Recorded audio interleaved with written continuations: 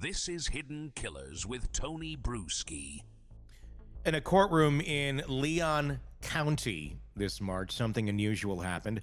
Donna Adelson's defense team returned to court, not to argue about evidence found on the phone or wiretaps or any of the expected stuff in the murder for hire case that we've become all too familiar with, but to make a renowned and renewed plea to keep a novel out of her upcoming trial. Yes, a novel.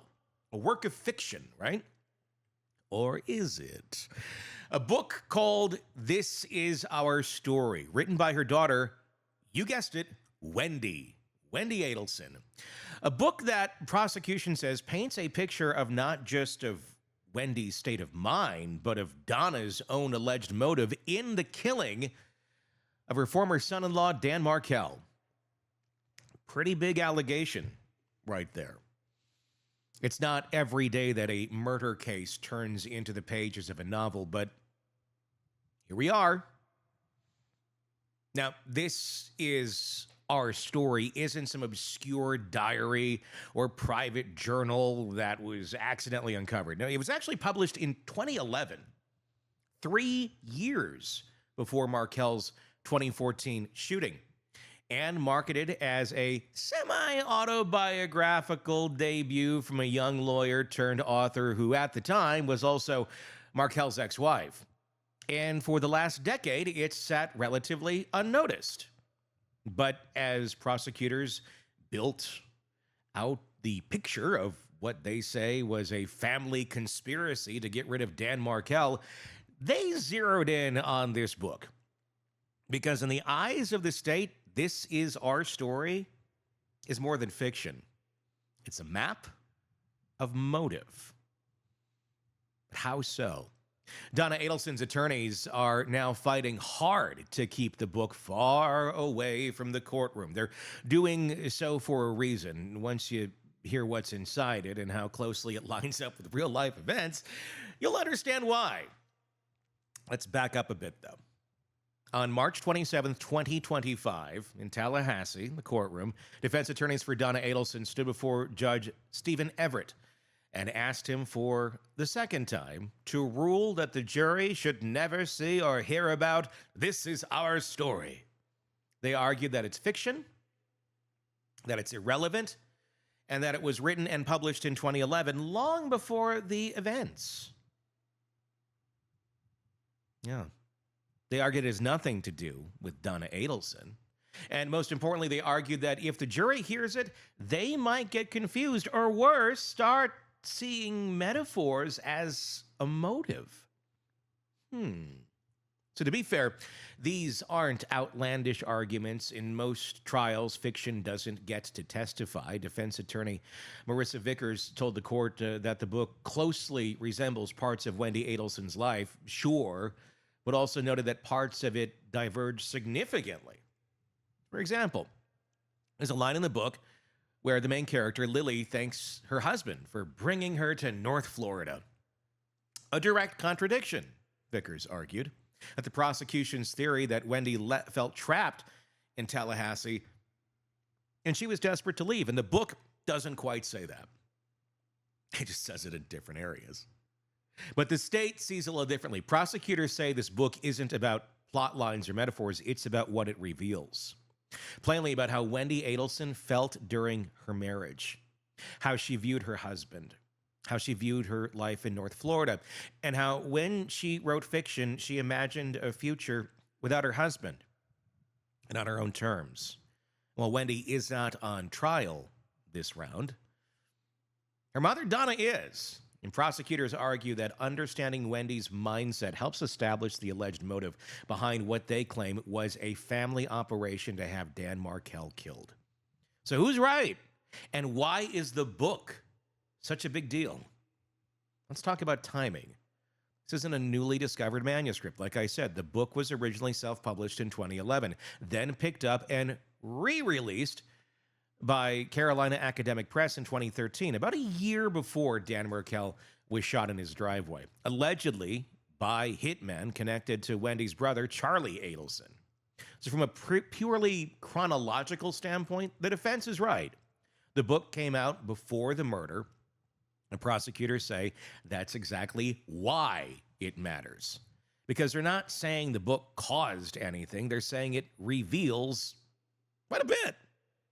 According to court records and public statements, the state believes the book serves as a kind of prelude, a window into Wendi's frustration with her marriage and her life, and a signal to her family that she wanted out. More than out, she wanted a clean slate. The book doesn't describe a murder, but it does describe a woman who, by the end of the story, has completely cut her husband out of her life, adopted a baby without his input, given the baby her maiden name, and told her husband to stay away. It is fiction, yes, but it also hits a little too close to home. What makes all this more complicated is how the prosecution wants to use the book. They don't intend to introduce it as some kind of confession. They're not saying this book is the murder plot disguised as literature. Instead, they say it offers that rare, unfiltered look into how Wendi Adelson viewed her world, and more specifically, how she viewed her ex-husband, Dan Markel. They believe that Wendi's outlook, as expressed in the novel, helps illustrate why the Adelson family might have wanted Dan out of the picture. And since Donna is now accused of orchestrating the murder-for-hire plot, they say Wendi's mindset helps explain Donna's motivation. It's all about building the frame. And the book, they say, is part of that frame. So back in court this March, Donna Adelson's legal team didn't argue that the book was fiction. They also tried to pick apart its relevance. They claim that any connection between the book and the crime is completely circumstantial, speculative, and prejudicial. In plain English, it might sound spooky, but it doesn't prove anything. And letting jurors hear about it would be unfair. That argument already lost once. In September of 24, Judge Everett denied an earlier motion to exclude the book, siding with prosecutors who argued that it had enough probative value to be considered. But Donna has new counsel now, and they're hoping the judge will reconsider, especially after they emphasize the new details, like the fact that the book was published well before the custody battles and relocation fights that are central to the alleged motives in this case. They're also leaning heavily on the idea that the book's fictional plot lines are too distant from the facts. Wendi's character in the book, Lily, if you want to call her Wendi's character, is married to a man named Josh, not Dan. Big changes there. Lily is working on immigration and human trafficking cases, completely unrelated to the world of custody disputes. And as mentioned earlier, there's that detail where Lily thanks her husband for moving her to Florida, an awkward contradiction to the real-life picture of Wendi as someone who desperately wanted to leave. But here's the thing. In criminal trials, it's not always about proving every single fact lines up. Sometimes it's about tone. It's about patterns, about the things that don't sit right. And that's what the prosecution is leaning into. They say the similarities between the book and Wendi's life are way too strong to ignore. They believe it lays out an emotional roadmap where not a crime, but a motive that Donna Adelson may have shared, encouraged, or maybe even acted on. Of course, none of this has been decided yet. Judge Everett has not ruled as of this moment on the renewed motion, but in court he made it clear he's weighing both sides carefully, because what's really at stake here isn't just whether a book gets read, allowed in court. It's whether that book will be allowed to shape how a jury understands one of the most unusual murder cases in recent memory.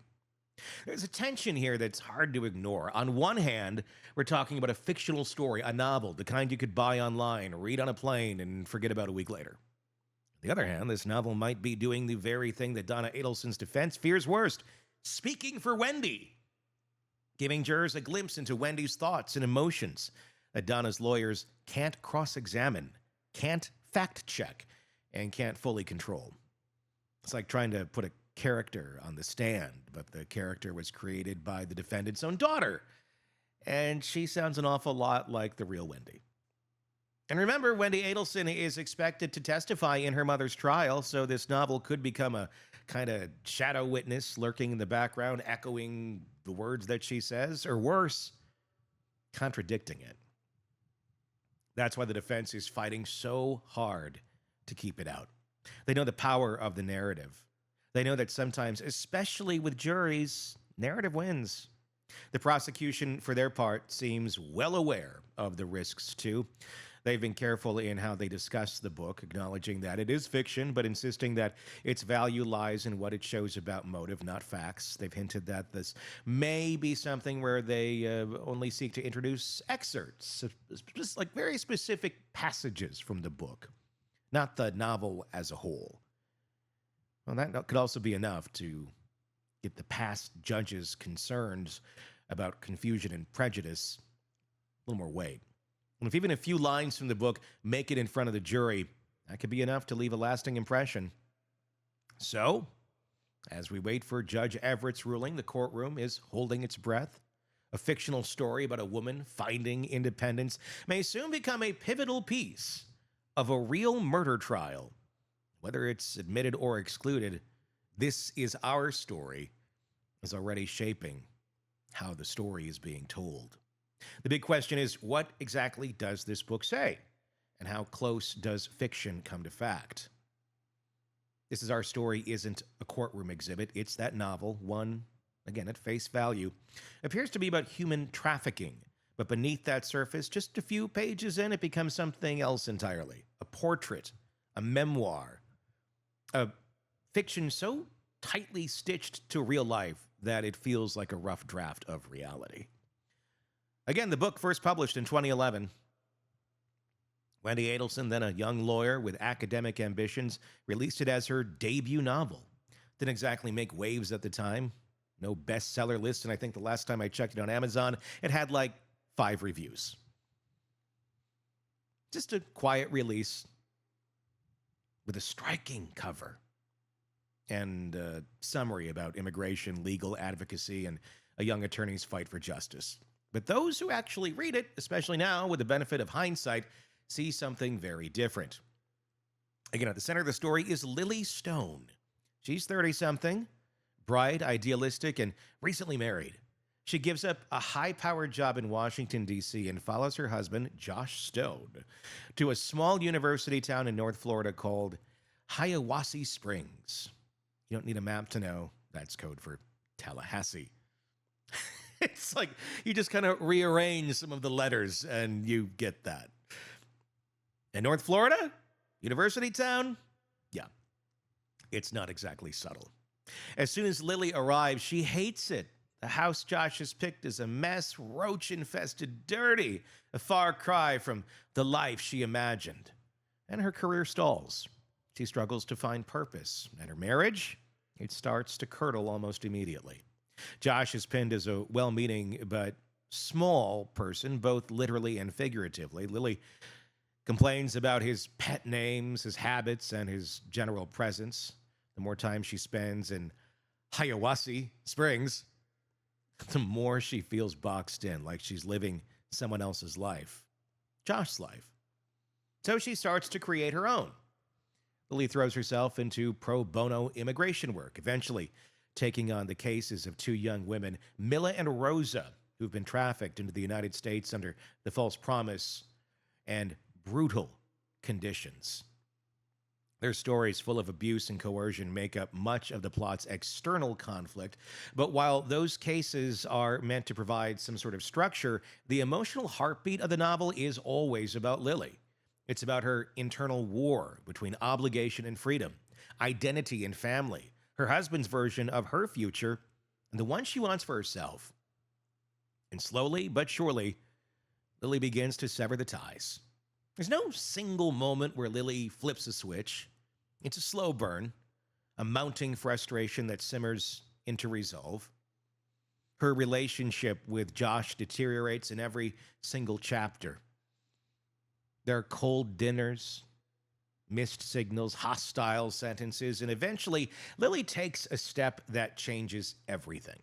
She adopts a baby without telling Josh. The baby, born to one of the trafficking victims, becomes the center of Lily's new world. She names the child Anna, gives her Lily's last name, Walker, her maiden name, not Josh's, not Stone. And when she finally tells Josh about the adoption, she doesn't ask for his opinion. She tells him flat out that she wants to raise the child on her own, that her life is going to be a different direction, that he isn't a part of it anymore.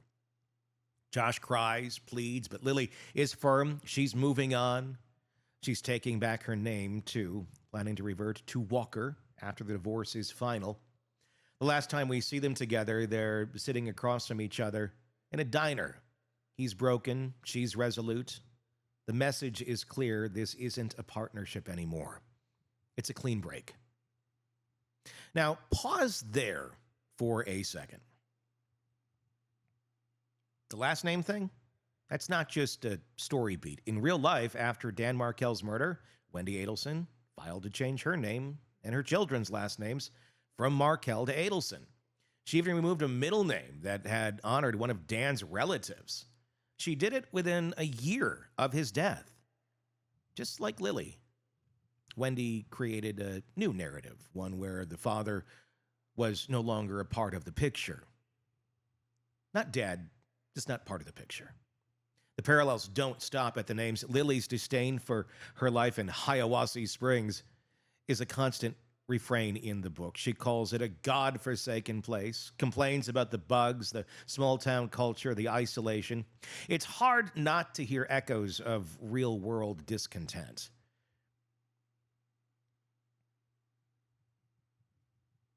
According to communications obtained by investigators, Wendi herself expressed frustration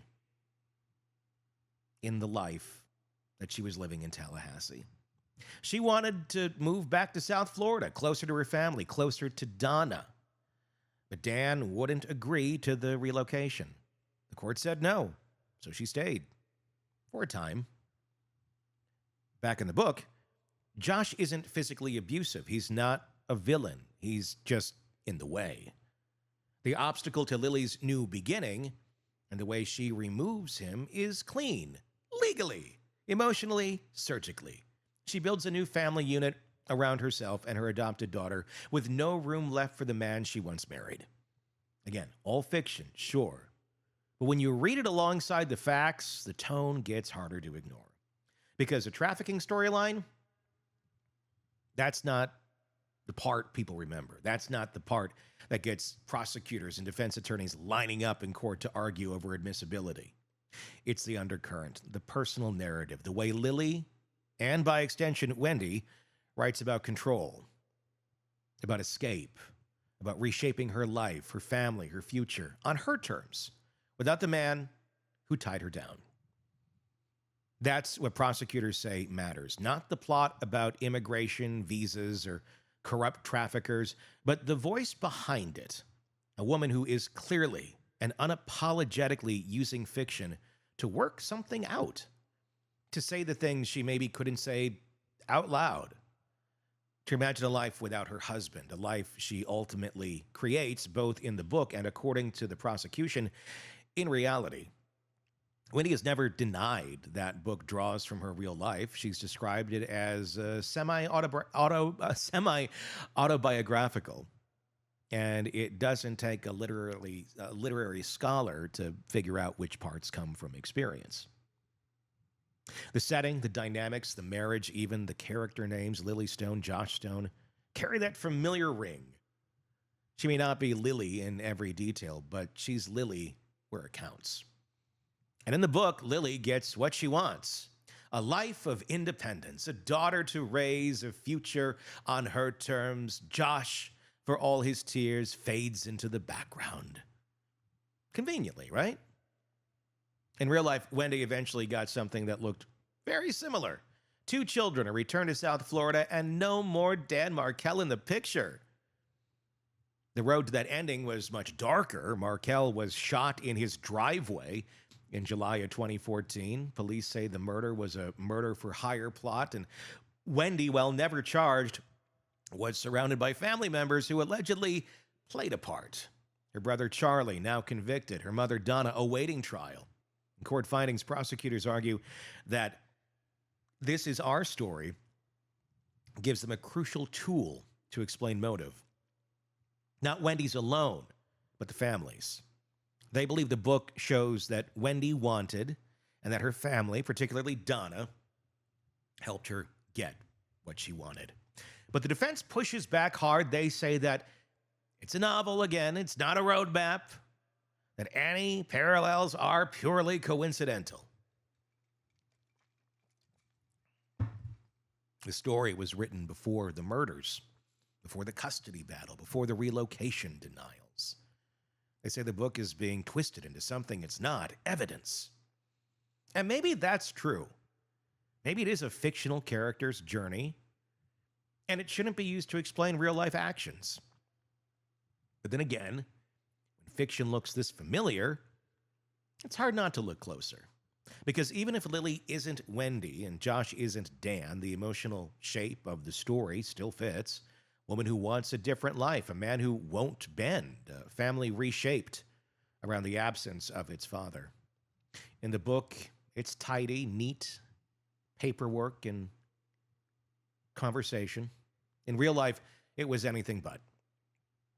Still, the bones of the story are the same. Whether or not this novel makes it into court, it's already made its way into the narrative. It's become part of the broader story about control, about motive, and about a family that is going to do what they want. They're dynamic, very similar, and that prosecutors say turn deadly. Well, the trafficking plot might be what, again, sells the book. It's the domestic subplot, the resentment, the reinvention, the erasure that has everyone's attention. Let's take a look at the courtroom, though. What could possibly happen there? And prosecutors, if they are able to, take it in and prove some points with it. How they plan to use it, what legal doors it opens, and what ones it threatens to slam shut. And what happens when a jury is asked to decide how much truth they believe can live inside a piece of fiction. So when it comes down to it, a murder trial is about story, not fiction, not novels, but the story that the prosecution can prove and the one the defense can dismantle. And in the case against Donna Adelson, the prosecution believes they've got a piece of that story sitting between the covers of her daughter's book. They're not arguing that this is our story is a confession. They're not suggesting it's the how-to manual. But what they are saying clearly and deliberately is that the novel offers that rare look into a life and Wendi Adelson's mindset. And that mindset, they say, you can begin to understand Donna Adelson's alleged motive. Here's the crux of it, the motive, the why. Because the evidence against Donna isn't based on DNA or surveillance footage. The case is built on relationships, resentment, and what prosecutors describe as deep and shared desire to remove a man, Dan Markel, from the lives of a family that felt boxed in by him. What better way to show that collective desire, they argue, than through the words of Wendi herself that she wrote years before. They plan to use the book to do two things: illustrate Wendi's motive and to frame Donna's intent. It's not a one-to-one correlation. Wendi isn't on trial yet. She's never been charged. But the prosecutors believe that Donna, as Wendi's mother, would have understood that her daughter's frustrations were real. And more than that, would have taken action to help fix the problem. If Wendi felt stuck in Tallahassee, unable to move her children back to Miami, and trapped in the shadow of her ex-husband, then Donna, the state says, had every reason to want Dan out of the way. It's a theory built not on one smoking gun, but again, on 1,000 slow-burning details. The This Is Us story, they say, is one of those details. That's why they're pushing to bring it into the courtroom, not to prove that Wendi fantasized about murder, but to show how badly she wanted to erase Dan from her family's life. And if Donna shared that motive or acted on it, then the book becomes relevant not as fact, but as emotional context, if you will, a glimpse into the family's private narrative, one that ended with a public killing. The legal mechanism for introducing this kind of evidence is tricky. Fiction doesn't usually get a seat at the table at a murder trial, but the prosecution has a play here, and it hinges on something called the state of mind exception to hearsay. Normally, anything someone says outside of court, especially in writing, is considered hearsay. It can't be used to prove the truth of what it says. But if the statement reflects the speaker's emotional state, and that emotional state is relevant to the case, then it can come in. So the prosecutors aren't arguing that anything in the book happened the way it's written. They're saying that the book, again, reveals how Wendi felt. It shows her resentment, her restlessness, her need to start fresh, and her desire to do it without her husband. And if Donna knew that and acted with that in mind, again, then the book puts that picture together of that family-wide conspiracy. Now, not everyone agrees this is fair play. Legal experts are divided on it. Some say it's clever, a little unorthodox. Others say it is trial by metaphor, warning that introducing fiction into a criminal trial sets a dangerous precedent, because even if the judge reminds the jury that the book is not fact, once it's in their heads, it's in. Jurors are human. They react to narrative. If they see Wendi as this woman desperate to escape her ex, then they learn that Dan Markel was murdered. It's not a stretch to connect the dots emotionally, even if the evidence doesn't connect them legally. That's the defense's concern, that the jury will latch onto that story, not the evidence. That they'll be swayed by tone, suggestion, by the eerie coincidences in art's mirroring life. The risk isn't just confusion, it's prejudice. The idea that Wendi wrote the ending she wanted, and that the ending actually happened, although there was no murder in the book. So the judge has options. He can allow the book in full or in part. He can restrict it to certain excerpts. He can provide strict instructions to the jury, laying out exactly what the book can be considered for and what it can't. Or he can exclude it altogether, deciding that the risk of unfair influence outweighs any potential value. And make no mistake here, if it comes in, it will be controlled. The trafficking subplot, irrelevant. The focus will be on the marriage, the adoption, the name changes, the emotional pivot where Lily cuts her husband out of the picture. Those are the lines prosecutors want the jury to hear. Public commentary, especially from the true crime world, has been a little less reserved. People who followed this case for years have poured over the "This Is Us" story, finding every line, every turn of the phrase that seems to echo what happened after Dan Markel's murder. The online community is filled with posts describing the novel as a chilling and unsettling, a window into motive. Legal bloggers have unpacked the parallels, noting how Wendi's fiction is so closely on track with the aftermath of Dan's death, particularly her swift moves to change the children's names and several ties after the Markel family. But it's not just about the public buzz. The legal implications are real. The book, if it is admitted, gives the prosecution a unique edge, the ability to argue motive not with just witness statements or emails, but with Wendi's own words. Even though Wendi is not coerced, not charged, her testimony is expected to be central in this case. She's not a peripheral player. She's the bridge between Donna and Dan. The entire narrative hinges on what she knew, what she felt, and what her family allegedly did on her behalf.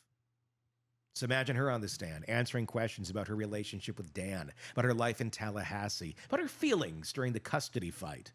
Then imagine the prosecution pulling out the book, not to accuse her of writing a confession. Couldn't have happened before. But to point to how she wrote about those feelings in fiction. To ask the jury, is this really fiction? Or is this the blueprint of a motive? Or is this just someone trying to struggle with their feelings and work through them in a book, and her family takes it too far? That's the knife's edge that this trial is walking.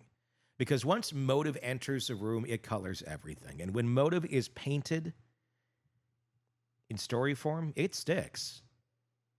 Donna's team is going to continue to push back with everything they have. They'll argue that Wendi's mindset, no matter how vividly she wrote it, is not Donna's mindset. That what a daughter wants doesn't prove what a mother did or even wanted. And they'll argue that fiction is just that, fiction. Even if it walks the line of truth and talks like the truth, it's not evidence unless the law says it is. And they may have a point. Judges tend to be cautious with anything that risks emotional contamination in the courtroom. Fiction has weight, but not always the right kind. If jurors start reading between the lines, it becomes less about facts and more about feelings. And in a trial where the facts are already circumstantial, that's dangerous ground. Still, the prosecution seems to believe the risk is worth it, because what they're really doing is building a mosaic, a pattern, a picture of a family whose frustration boiled over into action. And in that mosaic, the This Is Us story was just one title, but a vivid one. Whether, again, it is omitted or not, it has certainly started to shape how people view this case. And if the jury hears even a few lines of it, that emotional echo could be powerful. That's the prosecution's gamble, that fiction can sometimes reveal truth more clearly than fact. But the final word belongs to the judge. And if he allows it in, if it finds a way into evidence, into testimony, in the minds of those jurors, there could be some swaying going on. Only time will tell if Wendi's book makes an impact on the future freedom of her mom, Donna Adelson, and even possibly herself. There's a lot of questions in this case. We just have to keep waiting for the answers. Want to stay on top of the latest true crime cases? Press subscribe now and never miss a breaking update from the Hidden Killers podcast and True Crime Today.